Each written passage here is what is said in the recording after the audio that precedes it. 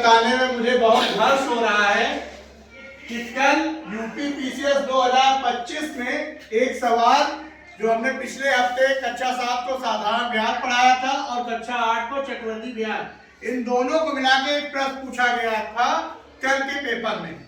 उत्तर प्रदेश प्रशासनिक सेवा के में यह प्रश्न पूछा गया, यदि किसी धनराशि पर 3 वर्षों के लिए 5% प्रति वर्ष की दर से साधारण ब्याज 1200 रुपए है, तो उसी अवधि के लिए उसी दर से उसी धनराशि पर चक्रवृद्धि ब्याज आपको ज्ञात करना है।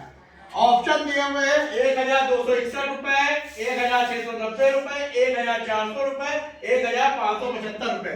जैसे ही ये प्रश्न आया, हमें आपकी क्लास का ध्यान आया कि हमने तो ये बच्चों को पढ़ाया था, ठीक है, और आपसे हमें ये फायदा हुआ कि ये सवाल बिल्कुल सही निकल गया। किया क्या? साधारण ब्याज दिया हुआ था 1200 रुपए, समय 3 वर्ष दिया हुआ था, दर 5%, मूलधन निकाल लिया, फॉर्मूला बताया था आप लोगों को, ब्याज गुणे 100 बटे दर गुणे समय, मूलधन उससे हमें प्राप्त हो गया 8000 रुपए।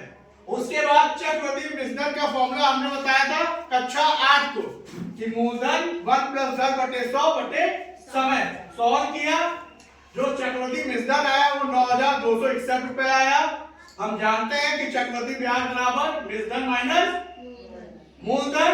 उत्तर आया 1261 रुपए। क्या उसमें है ये ऑप्शन? कौन सा ऑप्शन है? अगर आप लोग ऐसे ही पढ़ेंगे तो आप लोगों को भी अधिकारी बनने से कोई रोक नहीं सकता। आज से ही पढ़ाई शुरू कर दीजिए। जोरदार क्लैपिंग क्लास 7 को।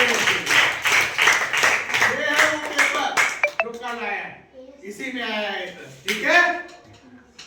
धन्यवाद।